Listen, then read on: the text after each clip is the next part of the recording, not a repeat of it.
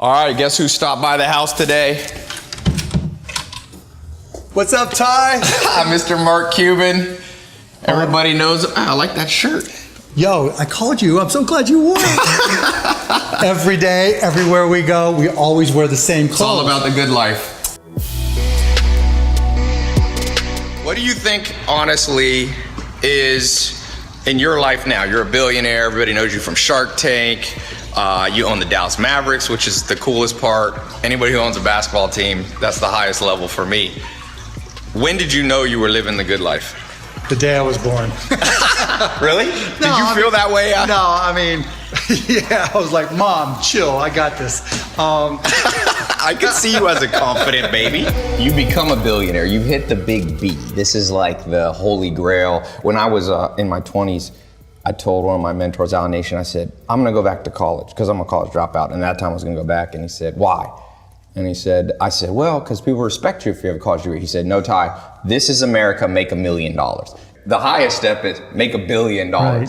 How did it feel? So fucking unbelievable, you would never, I can never explain it. It hit and I'm going, what? Bouncing around, screaming and yelling. Yeah, I can't tell you what I did next.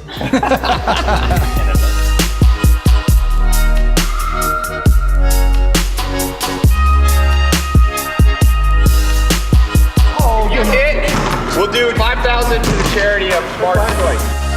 Oh, that might be it.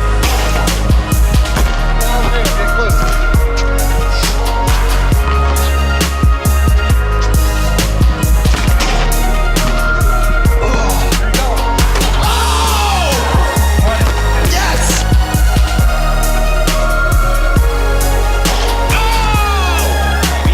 Books. What's your opinion? How important are they? Oh, very important. If you're not curious, if you're not always learning, you're falling behind. You have to read, you have to learn. I read Warren Buffett's pounding through 500 to 1,000 pages a day. Easy. He said he's old, so now he only does 250. Yeah, I mean, I read as much as I can, hours, literally. If I'm not reading a couple hours a day, there's some little kid out there trying to kick my ass, but it's not gonna happen.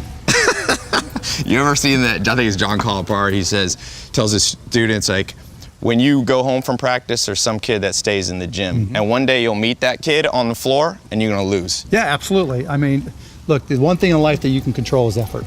So you need to know. And another thing is double down on your own brain, because knowledge. Yeah, I agree with that, yeah. Absolutely. If you buy, I mean, the return on investment on a book, on I say that in my book, right. All it takes is one book to trigger something, and you're off to the moon.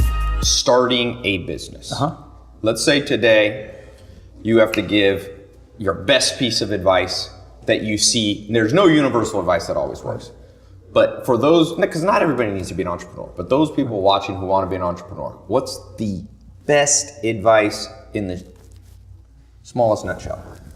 Find something you love to do, be great at it, and sell it, right? I say to people all the time, sales cures all. There's never been a business that succeeded without sales, right? So you've got find something that you really feel great about selling, and believe in that much.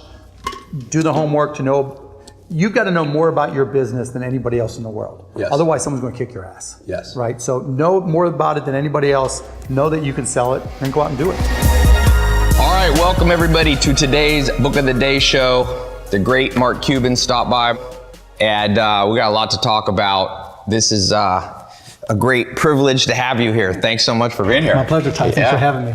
And so, you know, we were talking about your book that's been on the bestseller list for how long? Since 2011. 2011. And I'll tell you, the great thing about this book, the ability to say a lot in a few pages is hard. Let me tell you my favorite thing so far. Tell me what your take expand. Sure. You talk about sweat equity.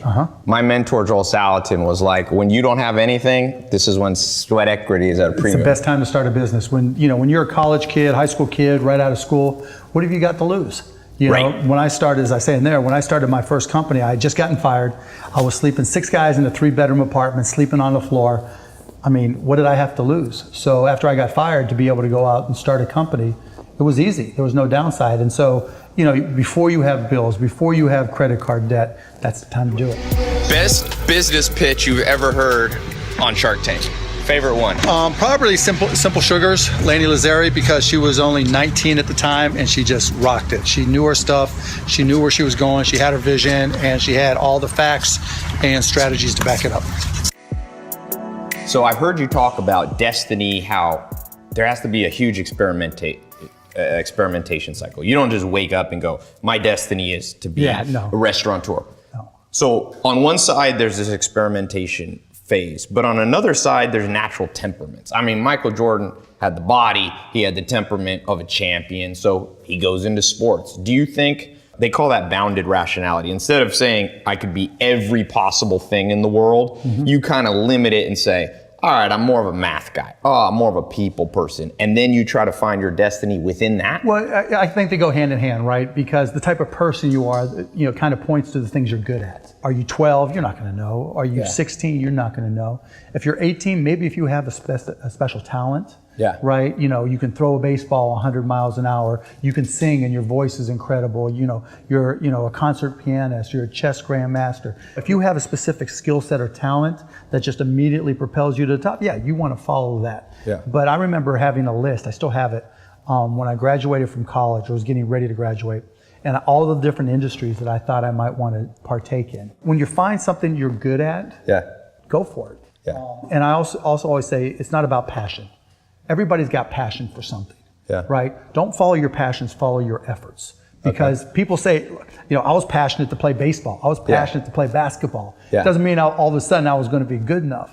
But I found myself being really curious about business, being really curious about technology. And that curiosity is really what drove me. And I think, particularly if you're young today, curiosity is great. Always learning and trying to find new things and being curious about new things, because that's what leads you to that path. Trying to figure out in advance, that's hard because you don't know what you don't know. I always say he or she who experiments the most wins. Yeah, I agree. Thomas 100%. Edison had almost 950 experiments before he came up with the light bulb. It's okay to get it wrong. It's okay to fail, particularly when you're young. What the hell, go back to your room and make your bed because you didn't get that business right? Yeah, why not? You talk about how your father was a great mentor to you. A lot of people don't have that mentor. It's easy to get off track. If you were 18 and you had been listening to the hype and the media, and where do you think is the most likely place that you would go wrong, that you see people going wrong? When I talk to kids today, the biggest challenge is they look for answers from other people. There comes a point in time where you've got to figure out the answers yourself. Because learning how to solve problems, learning how to find answers, being curious enough to find solutions on your own is where successful businesses come from. If you're always looking to say, well, what should I do? You're already have lost. For any 18-year-old, you want to be able to control your own destiny. You don't have to have the answers. It's okay if you fail. Right. I tell people all the time, no one counts your failures. You just have to be right one time. Then you're living large like Tai.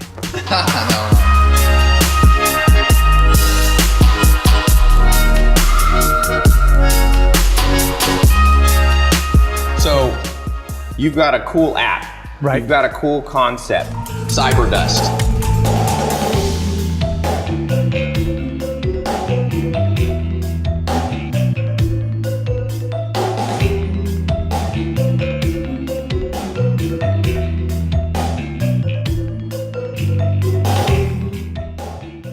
So cyberdust, here's the idea.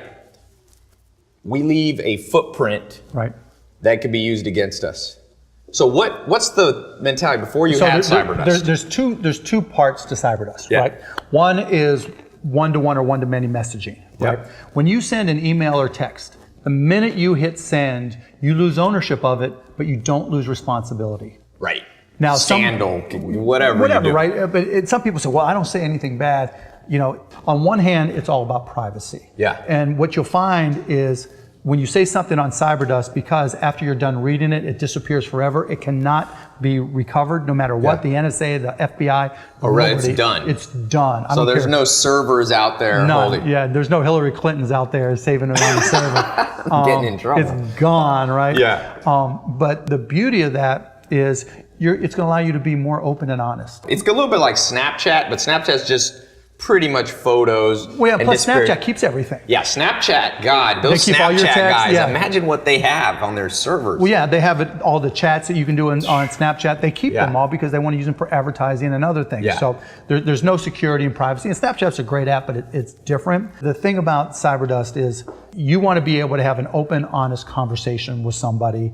And think about when you write something on Facebook, you're thinking, okay, who else is going to see this? Yeah. Right? When you write something on Twitter, not only are you limited to 140 characters, but you're thinking, okay, who's going to rip me on this? Yeah, yeah. Particularly like you, right, where you've got a bunch of followers. Yeah. When you put it on Instagram, when you put it on YouTube, when you put it on Facebook or Twitter, you're going to get trolled to death. You're always going to get a troll. After this, if you download the CyberDust app, we'll have it so that it automatically adds Blog Maverick, which is my account. Oh, nice. And I'll answer all the questions that people ask that we couldn't answer. I mean, you'll ask me almost everything, Ty. Yeah. But if we miss something or you're curious about something, download the CyberDust app.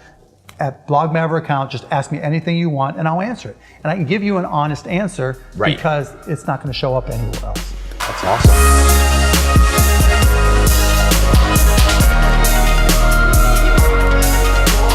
And the challenge today is because of low interest rates and other reasons, people don't trust the stock market. Even if, whatever you make, if you save your money, it doesn't do you all that much good. Right. You're definitely not at 1% right now. Well, exactly right. And most people don't trust the stock markets, and I don't blame them. Yeah. So where are you going to put your money other than just in the bank, saving for a rainy day? So what would you do? What do you recommend? First thing you do is pay off your credit cards. Okay. Right. You always, because if you're paying 15, 17, 19%, that's a guaranteed return. Right. That's a guaranteed return. Yeah. Right. You're not going to get that much somewhere else. So that's number one. Number two, you want to save 6 months worth of income for a rainy day. Yes. Number three, you want to be a smart shopper. Believe it or not, the best return, if you're making $25,000, $50,000, $75,000 a year, and I realize that's a wide range, but the best return you're going to get on your money is being a smart shopper. Yeah. All the things that you buy all the time that you're going to use over you. I mean, look, I get on Amazon, I buy a year's worth of toothpaste. I buy a year's worth of razor blades. I buy a year, just because I like to prove a point, right? Right. I get my 50% off. So you haven't lost, even though you're a billionaire, you haven't lost touch with reality. Oh, no, hell no. I can tell you, yeah, you don't want to. Because I want to keep my kids to see that too. Right. I don't want them to be spoiled. Do you think it's an aspiration somebody watching or people should have? Billionaire, or is it go be badass at something? Or do you kind of couple them both together? Be badass, but a little position yourself to profit? No, look, I'd be lying if I said, oh yeah, I knew I was going to be a billionaire, or I even thought it was possible. Never crossed my mind. I found whatever it took for me to motivate me. I would listen to motivational tapes or CDs. I would drive around looking at the big ass houses, thinking, what is that person doing that I'm not doing? What do I need to do to have a house like this? Because that's what motivated me. And for me, what really flipped the switch was I was never really into technology when I was a kid, but then as I got a job that used it, I found out I was good at it. And once I found out I was good at it, then it became a lot more fun. Yeah. When you're good at something, it's almost always fun. Yeah. Right? Yeah. And once it was fun, and I combined that with my business skills, then I saw, okay, I know how to make money at this stuff because I know how to sell. Now I know tech. That gives me something I love to do. And so, what I tell people, the key is find something you love to do and be great at it. Yeah. Because once you do that, it's all gravy for me.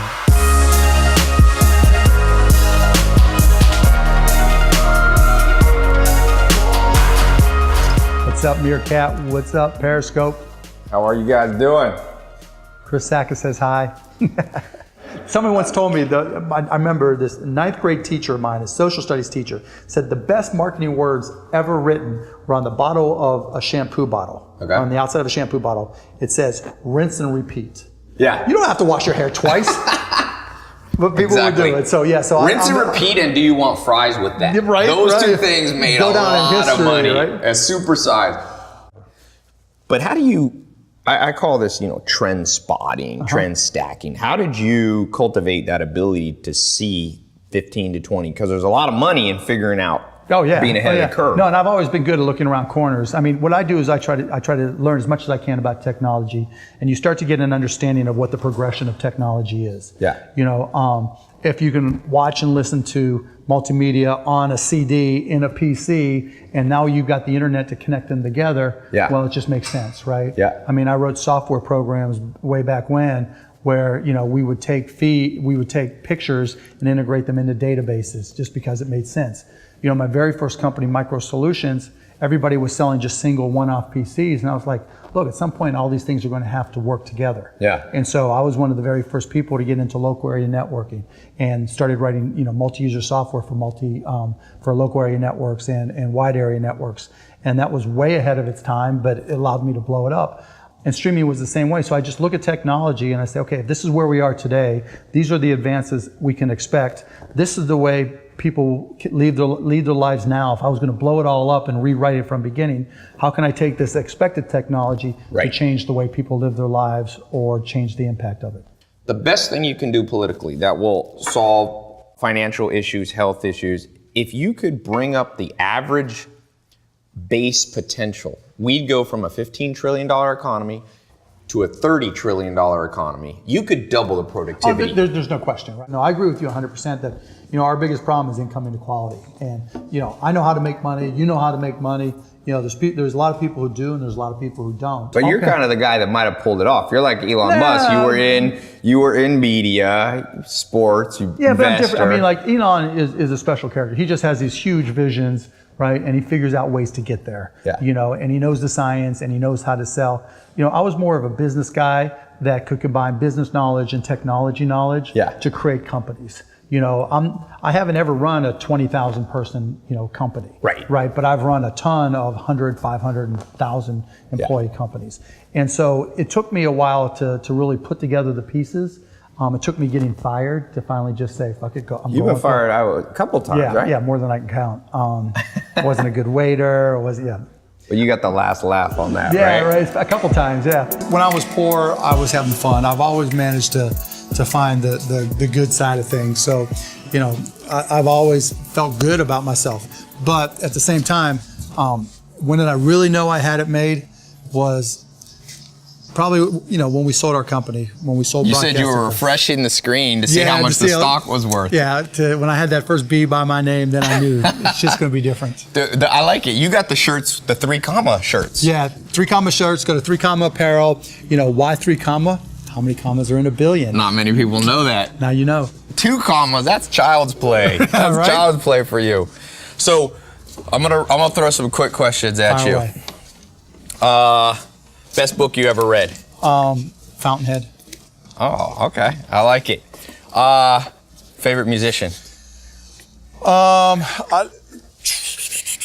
Like any type of hip hop I'm into. I don't have like any one like favorite. So hip hop's the favorite genre? Yeah, I like hip hop.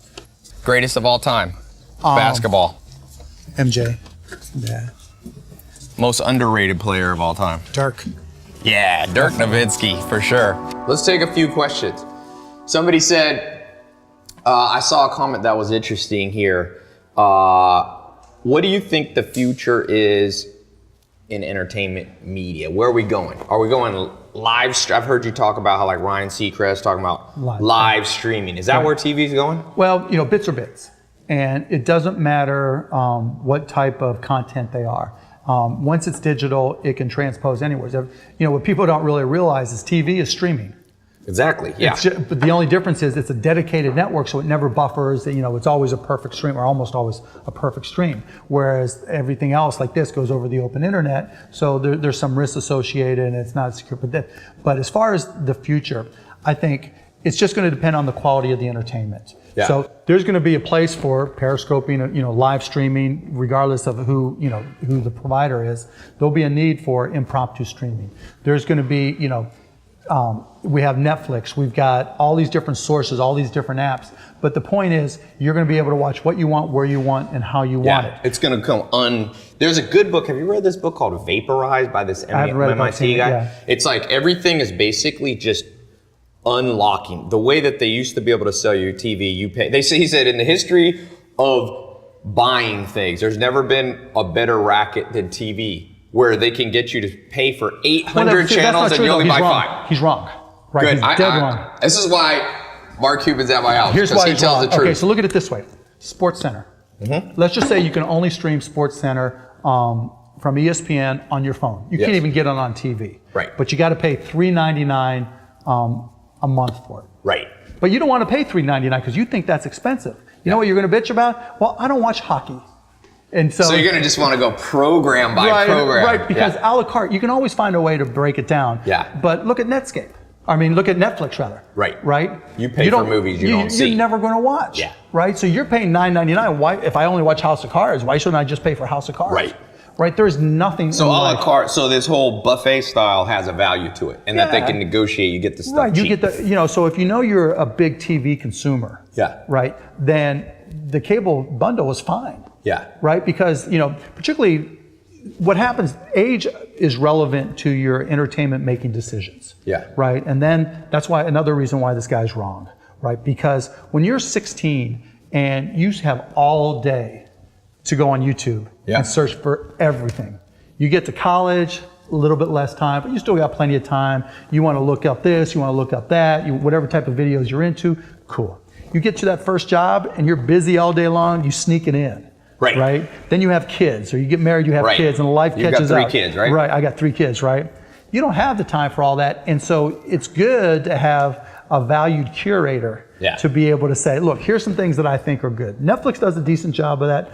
TV's still good for that. HBO does a great job. You pretty much know if it's on HBO, it's going to be good. But you know what? It's still, you know. But I still don't watch I watch 1/50th of the shows on it. I watch Game of Thrones, and that's it. Well, yeah, but the same thing. You do the same thing on Netflix. Yeah. You watch 1/000th of what's on YouTube. Yep. Right? And how often do you take time? Now, if you get a link on YouTube or you're sending someone to your stuff, if you have something specific you want to look up, a TED Talk or whatever, you'll go on YouTube because that's the best video search engine. Yeah.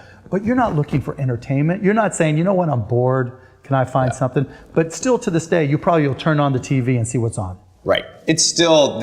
It's just easier. It's the path of least resistance. It's the best alternative to boredom. So TV, you think, is going to be around a little bit longer than people think? Even right now. So, you know, computers have been around 30 years, right? We're not talking about the new, you know, technological revolution. The internet's been around for 20 years. Any kid that's, you know, under the age of 20 grew up his entire life with the internet. It's nothing new anymore. So this concept of streaming and this being new, no. So what's happened is you've seen some disruption because the content's gotten better as people have learned how to monetize it. And that's been great, and that's what we look at. But still, you know, less than 3% of homes have turned up cable and become, you know, cut the cord. And now there's some cord nevers, people who don't get into it, but they haven't gotten to the age yet. You don't see 50-year-old cord nevers. Right? You don't even see 40-year-old cord nevers. Because once you get to a certain point in your life, it's just easier to take the path of least resistance. I got HBO, I got Showtime, you know, I have Access TV. Something's going to be on. Because I'm certainly not going to spend the time to go searching through YouTube. I mean, look at Netflix. I love Netflix, but the time it takes to go look for Netflix. I just click on The Office. Well, yeah, you have what you already want, right? House of Cards come out, Narcos is on, right? Cool. But then I look at the you current... like Narcos? Yeah, right? Everybody likes Narcos. I feel like that show... Hey, and look, and I'm a huge shareholder in Netflix, right? I own a you are? Okay. Oh, yeah. I own a shitload of Disclaimer. But at the same time, it is what it is. Right. The marginal cost for most households, not most, but a lot of households, if you're a cord never or cord cutter, $10 is good for your entertainment value. Right? Or 11, whatever it's going to be. And for people who can afford cable, an extra $10 isn't a big deal. So why not have it, right? It's, you know, and so it's no big deal. And so it's a nice complement. It's not a replacement. Now, Netflix is doing its best to, you know, expand and be more original. And so you might, you know, so they're competing with HBO because they're worried about HBO, right? Because maybe you can't afford to have HBO and Netflix. Right. But at the same time... No, Netflix I feel like is cheaper. Oh, it is. It's a lot cheaper. I feel like in that game of... If you have limited dollars, I feel like people are going to go with Netflix every time. It just depends. You like Silicon Valley, right? I like the show Leftovers. So, I'm fortunate I can afford both. But that's the thing, right? As you get older, so when people talk about millennials, like, shit, if it ain't being done by the millennials, fuck it. It's not worth it. Right. That's just not it, right? So all you millennials on Periscope and Meerkat, you're not as important as you think. I'm going to tell y'all, Generation Z, my kids, they're coming up to kick your ass, right? They're going to be looking at millennials like people look at baby boomers or Gen X, right? It's just like, what is up with that, you know? We got Periscope and Meerkat, which are the baby darlings of this new industry. Now, You were doing this 20 years 20 years ago, yeah. So they're way behind. They're way behind. But what's your prediction on Periscope and Meerkat? What are we looking at? I think they're going to struggle. Okay. Sorry, Chris. And the reason is, if you look now, I mean, versus 6 months ago, you were always getting alerts. Everybody was doing a Periscope. Yeah. Everybody was doing a Meerkat, right? And then you might say, well, you know, people didn't like to do both, so one jumped to the other. But the challenge is, it's very difficult to get people to want to plan out and do a Periscope, right? Because it's very intrusive. Yeah. You've got to plan it. Now, this is perfect for it. You're using it in a perfect way, Ty, because, you know, you're doing an interview, it's easy to set up, and once you set up, you just do it. But for most people to all of a sudden just turn on their phones and point it at somebody, that's intrusive, you know, to their privacy, and then, you know, to you to do it for yourself and just talk on it, you know, you might as well just record it and put it up there, because, you know, the live nature has some value, but it's still intrusive to you. It's hard to plan to do that all the time. Do you think it'll be more of an influencer tool then, like influencers who can, like Twitter in some ways, Instagram, these have evolved to these big influencers, Kardashian. Well, because they're simple, right? Because Instagram is so simple, and Instagram was smart at the beginning. Not only did they make it simple, but they made it when you posted to Instagram, you could also post to everything else, right? So it became a platform for simplifying and distribution, right? And so, but the challenge for Periscope and for Meerkat is, you're going to go as an active user, you're going to go where the most users are. Right? And so now we've got the challenge. Facebook has the most users, but they don't have the optimal distribution, because they have algorithms that say you might have 2 million followers, right? It's frustrating. It's very frustrating, right? But organically, you got to pay to reach the rest. Instagram is a little bit different, but they don't have live. YouTube does live big events. They have all the users. YouTube should do a freaking live. If YouTube did all this, or if Facebook said, all Facebook has to say is, we're going to give you 100% organic reach with any live video, and these guys are done. It's over. Right? So you see the entrenched Facebook can come in and just knock them out. You know, and it's not so much that they have any special technology, and it's not that there's anything wrong with Periscope or Meerkat. They're both great products, right? They take advantage of phones. They take advantage of the simplicity. They're super simple. But at the same time, you know, you're either trying to reach your friends, or you're trying to reach an audience. You know, rarely are you trying to, you know, it's those are the applications. And Twitter is not really a friend-based network. You know? Twitter has become a news feed. It's exactly right. And they kind of, that moments change. Have you seen this new which is smart. But it's pretty good. It was great mood, and with video and everything, so they did really, really well. But it's still geared towards the old school PR newswire. Right? I have something to communicate to as many people as I can get to watch or read it, and that's what I'm going to try to do. Even Snapchat's doing the same thing, right? So if Snapchat added a live video component, what's going to happen to Periscope or Meerkat, right? Because they have serious distribution and engagement. Young people use Snapchat. And I don't think nearly as many in the United States as a percentage use it as people think. I mean, but it's still a huge population base, right? Even Tumblr, you know. So there's a lot of different ways to reach audience. Meerkat had the right first idea by leveraging Twitter's social graph, but they haven't extended it to everybody else's social graph. And Periscope won't, because it's Twitter, or most likely won't. So that's the catch-22. If you or I want to, on an impromptu basis, say, oh, this is amazing. There's 3 dolphins beating the shit out of a shark, you know, and there's Henry Winkler riding on their back, you know, then what are you going to use to reach a maximum number of viewers? I probably would I would video and put on YouTube. YouTube or Facebook? Facebook. For sure. They got and Instagram, I'd snap stills. Instagram you would take has good distribution. Well, that's exactly right. You wouldn't inherently think, because it wouldn't be feasible. So what happens now is, this is a great interactive medium, and they've done a good job. It's good for AMA. We're going to do a little AMA for you and this guys. stuff is great, right? But it's on the margin. Right? It's not core. People ask me, what do billionaires do in their downtime?